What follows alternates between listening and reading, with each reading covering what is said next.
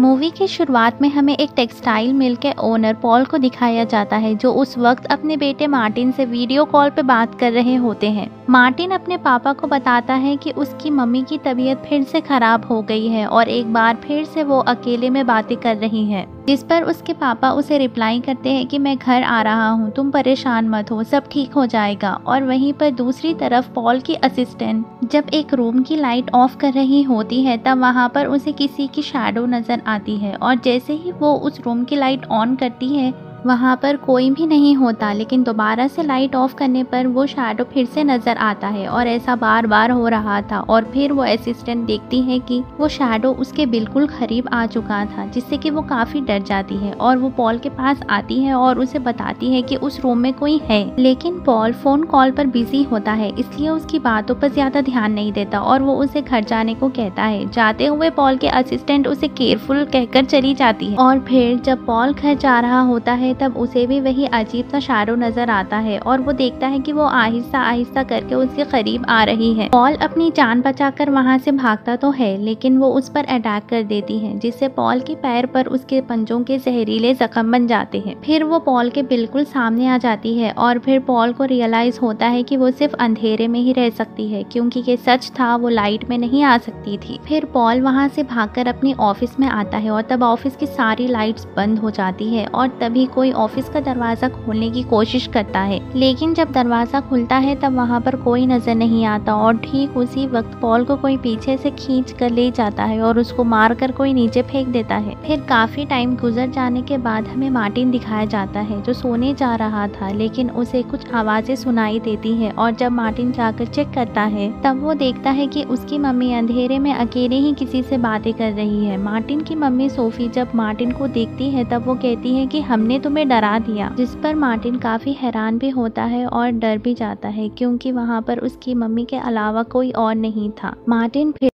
फिर से अपने रूम में सोने जाता है और जब वो अपनी मम्मी को पीछे मुड़कर देखता है तब उसे उसकी मम्मी के बिल्कुल साथ किसी का भयानक हाथ नजर आता है और मार्टिन फिर से काफी डर जाता है और भागकर अपने रूम का दरवाजा बंद करके अपने बिस्तर पर आ जाता है। तब उसके रूम का दरवाजा कोई खोलने की कोशिश करता है और तब डर की वजह से मार्टिन पूरी रात सो नहीं पाता और अगले दिन मार्टिन स्कूल में ही सो जाता है। इसीलिए चाइल्ड वेलफेयर वाले पहले सोफी को कांटेक्ट करने की कोशिश करते हैं, लेकिन सोफी से कांटेक्ट ना होने की वजह से वो मार्टिन के सिस्टर रेबिका को बुलाते हैं। स्कूल वाले रेबिका को बताते हैं कि मार्टिन स्कूल आते ही सो गया था और वो इस वीक में 3rd टाइम सो रहा था। और फिर रेबिका मार्टिन को लेकर अपनी मम्मी सोफी के घर आ जाती है और तभी रेबिका मार्टिन से पूछती है कि क्या मम्मी किसी से मिलती जुलती है या नहीं, जिस पर मार्टिन कहता है कि मम्मी सिर्फ डियाना से ही मिलती है और उसी से ही अकेले में बातें करती है। ये बातें सुनकर रेबिका कुछ हैरान हो जाती है। तब रेबिका उसे कहती है कि डियाना जैसा तो कोई है ही नहीं।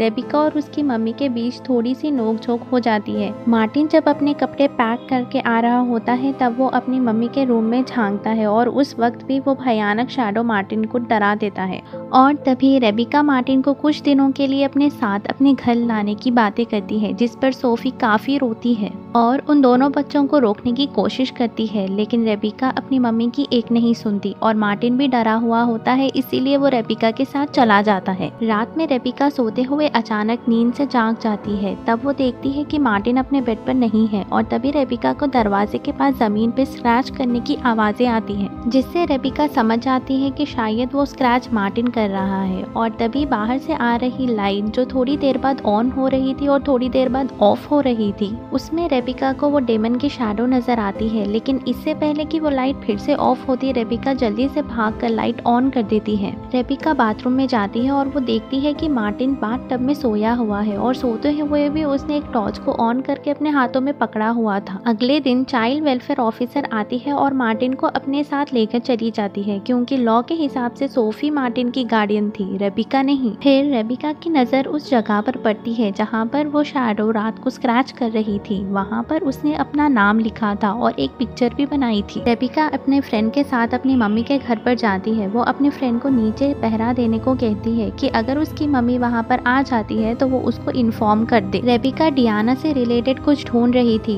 तब उसे वहाँ पर एक बॉक्स मिलता है जिसमें उसकी मम्मी और डियाना के कुछ रिकॉर्ड्स होते हैं और एक पिक्चर भी मिलती है। साथ ही साथ उसे ये भी पता चलता है कि जब उसकी मम्मी छोटी थी तब वो एक मेंटल हॉस्पिटल में एडमिट थी और वहीं पर उसकी मम्मी को डियाना मिली थी और उस वक्त डियाना को एक रेयर स्किन डिसीज थी। वो सूरज की लाइट में नहीं आ सकती थी, जैसे ही वो सूरज की रोशनी में आती थी उसकी स्किन जलने लगती थी और उसी हॉस्पिटल में उसकी मम्मी और उसकी फ्रेंडशिप होती है और वहाँ के लोगों का ये मानना भी था कि डियाना एक शैतान है और वो बड़ी आसानी से कमजोर लोगों पर हावी होती है। यहाँ तक कि इसने अपने फादर को पजेस करके उन्हें सुसाइड करने पर मजबूर कर दिया था। हॉस्पिटल में एक एक्सपेरिमेंटल प्रोसीजर के टाइम इंटेंस लाइट की वजह से डियाना की डेथ हो गई थी। रेबिका जब अपने पुराने रूम में जाती है तब वो डीमन रेबिका को अंदर ही बंद करके अंधेरे में उस पर अटैक कर देती है। रेबिका बहुत ज्यादा चिल्लाती है और उसकी चीखों की आवाज सुनकर उसका फ्रेंड जैसे ही वो दरवाजा ओपन करता है, लाइट होने की वजह से डियाना रेबिका को छोड़ देती है।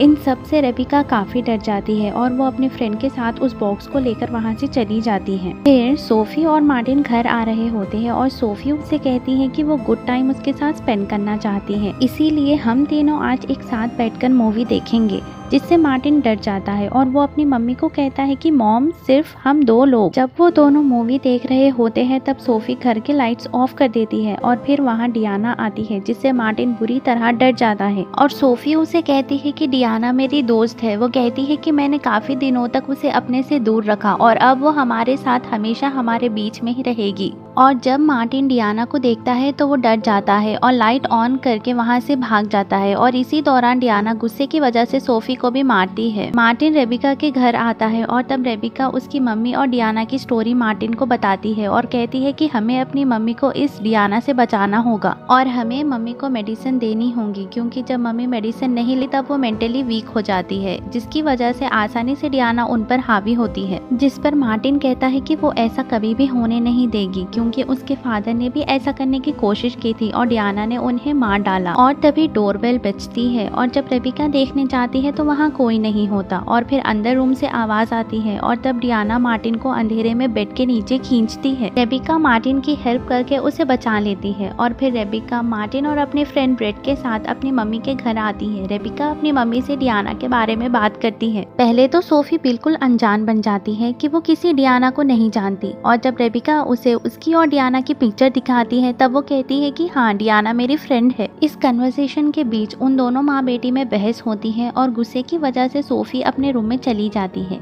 इसके बाद रेबिका मार्टिन को अपने साथ चलने का कहती है, लेकिन इतना खतरा होने के बावजूद मार्टिन उसके साथ चलने से मना कर देता है। वो कहता है कि मेरी मम्मी को मेरी जरूरत है और इस मुश्किल वक्त में मैं उन्हें अकेला छोड़कर नहीं जाऊंगा और तभी रेबिका और ब्रेड भी वहीं रुकने पर अग्री होते हैं। रेबिका घर की सारी लाइट्स ऑन करके उस पे टेप लगा देती है ताकि कोई भी लाइट्स बंद ना कर सके। इसके अलावा वो और भी एक्स्ट्रा लाइट्स पूरे घर में लगा देते हैं। उसकी मम्मी काफी परेशान नजर आ रही थी और वो चुपके से रेबिका के हाथ में एक कागज का टुकड़ा पकड़ा देती है और जब रेबिका उस कागज को ओपन करती है तब उस पर सोफी ने लिखा था आई नीड हेल्प। अब ये सबसे ये साबित हो जाता है कि सोफी मुसीबत में थी और डियाना से छुपकर हेल्प मांग रही थी। रेबिका मार्टिन को बताती है कि वो कोई ना कोई सोल्यूशन निकाल कर अपनी मम्मी की हेल्प करेगी और उसके बाद सब ठीक हो जाएगा। रात में डियाना पूरे घर का पावर कट कर देती है और हर तरफ अंधेरा हो जाता है। रेबिका की आंख खुलती है और वो अंधेरा देखकर काफी डर जाती है। वो बेसमेंट में जाती है ताकि फ्यूज ऑन करके पावर वापस ला सके और फिर मार्टिन भी जाग जाता है और वो अंधेरा देखकर और खुद को अकेला देखकर काफी डर जाता है। वो कैंडल लाइट से रेबिका को ढूंढता है और फिर वहाँ डियाना आती है। डियाना मार्टिन को डरा देती है और उसे घसीट कर ले जा रही होती है। तभी मार्टिन कैंडल लाइट उसकी तरफ करता है तो उसे छोड़ देती है। मार्टिन भी बेसमेंट में फ्यूज बॉक्स के पास जाता है जहाँ पर उसकी बहन फ्यूज ठीक कर रही थी।